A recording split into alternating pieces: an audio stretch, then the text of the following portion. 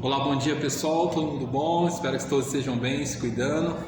Hoje estamos aqui, o professor Ed Carlos falando. Nosso vídeo dessa semana conta mais uma vez com a presença ilustre do nosso professor Luiz Carlos. Hoje a gente vai estar falando um pouquinho sobre o ano de 1982, um ano bem histórico, tanto no campo político como também no esporte, que tivemos a Copa do Mundo.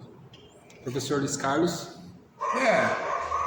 Olá a todos, tudo bem? Hoje nós vamos falar um pouquinho aqui do ano de 82, né? O ano que o Brasil tinha aquele time fantástico, né? Que eu tive o prazer de assistir o jogo. Mas 82 não foi só futebol, né, professor? Não. 82 foi nós tivemos a primeira eleição direta para governador desde 1964, quando começa ali a ditadura militar. Porque em 83 assumiram os primeiros governadores eleitos de forma democrática, e 82 também foi o pontapé inicial para o movimento das diretas já, né? 82 também a ditadura militar estava completando a maioridade, ela estava fazendo 18 anos, a Globo fazia 17 anos. Olha só. E foi a primeira Copa onde teve um monopólio das imagens, né? Que só a Globo podia transmitir as imagens, né?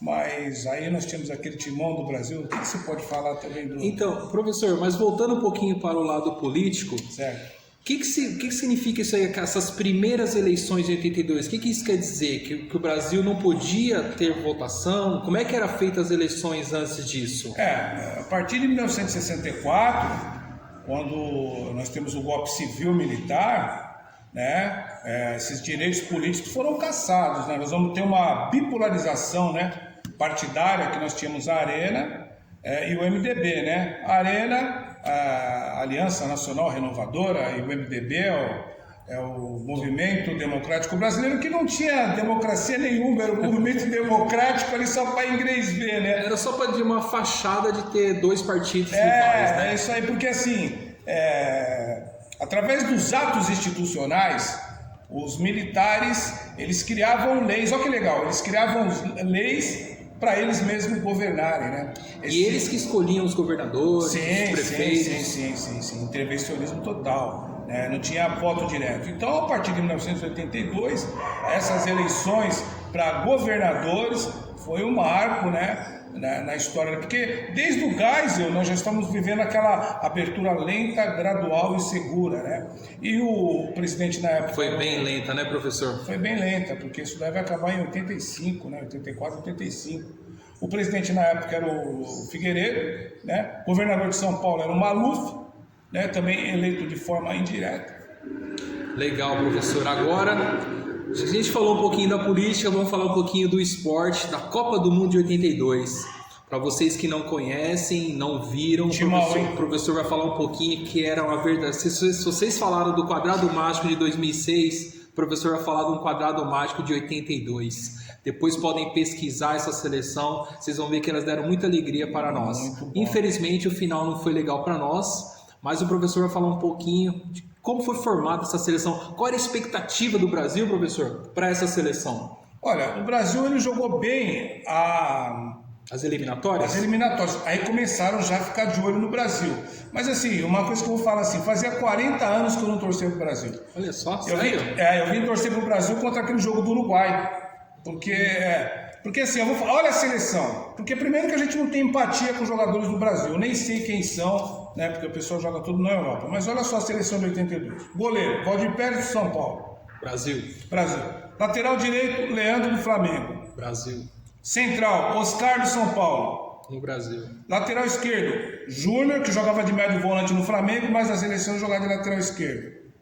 O único que jogava fora já era o Falcão, que jogava em Roma, mas jogou muito tempo no Internacional. Então, na camisa 10, Zico, do Flamengo. Sócrates, do Corinthians. Estou falando dos titulares, porque no primeiro jogo, o Cerezo, do Atlético Mineiro, também. Fez uma jogada horrível contra a Itália, que nos ferrou. Infelizmente. Ponta esquerda, Éder, do Atlético Mineiro. Serginho do São Paulo. Centroavante. Serginho do São Paulo. Isso porque o Careca estava machucado. Zé Sérgio, porque se joga Careca, Pô, você joga o Careca ali, Zé Sérgio na ponta esquerda, meu. E o Careca se machucou nos últimos coletivos, antes da estreia. Ele se machucou, faltando 2, 3 dias pra Copa. Não que eu seja contra o Serginho, que eu sou fã do Serginho pra caramba, mas a Copa do Serginho era de 1978, onde ele deu uma pancada, bandeirinha ficou fora. E o caminho, como é que foi o caminho dessa seleção na Copa do Mundo? Eles chegaram, como é que foi? Foi fácil a estreia? Primeiro jogo, o Brasil começou perdendo da União Soviética. O que está acontecendo? É que ficou escuro, cara. Desculpa a nossa falha. Primeiro jogo o Brasil começa perdendo da União Soviética. Falha do nosso goleiro.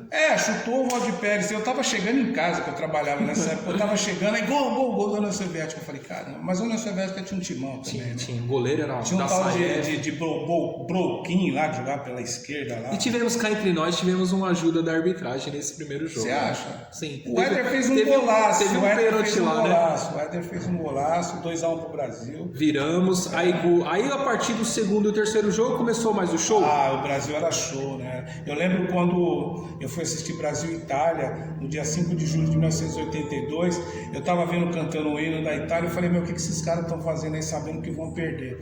E aí foi os 3-2 que... Até hoje eu assisto o tape, né? Pra ver se o Brasil empata o jogo. Porque naquela época o sistema de disputa era diferente, pessoal.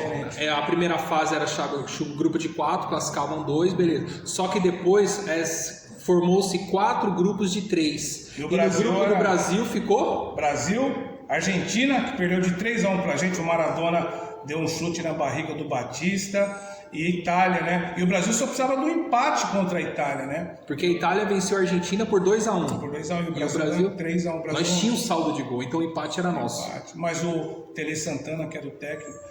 se o Brasil ganha aquela Copa, o futebol ia ser completamente diferente. Esse negócio de futebol com 10 caras marcando no meio de campo ia ser completamente diferente. Se o Brasil ganhar aquela Copa, o futebol arte ia ser... porque hoje o futebol é muita força. Eu posso falar porque eu joguei futebol profissionalmente e eu posso falar, é pura força. É pura força. Você vê os caras fazendo os gols dando os carrinhos doidos aí, né? Se vocês veem o Manchester City do Guardiola jogando, ele é um grande admirador da seleção de 82. O jeito de jogar do City lembra o Barcelona de 2009, já com o Guardiola. Ele ama a seleção de 82. Ele se inspirou nela para ser o técnico que ele é hoje. E a Itália, ela já tinha feito as malas antes do jogo do Brasil, porque eles não acreditavam que eles iam ganhar no Brasil. O Paulo Rossi pegou 3 vezes na bola, fez 3 gols. Só isso. O futebol é legal por causa disso, né? O futebol nunca dá lógica, né? Senão já tinha ganhado na loteria um monte de vezes, que eu jogo toda semana. Mas falando de 82 é isso, né, meu? Na parte... A Copa começou a chegar no Brasil via satélite, era mais rápida a comunicação, né?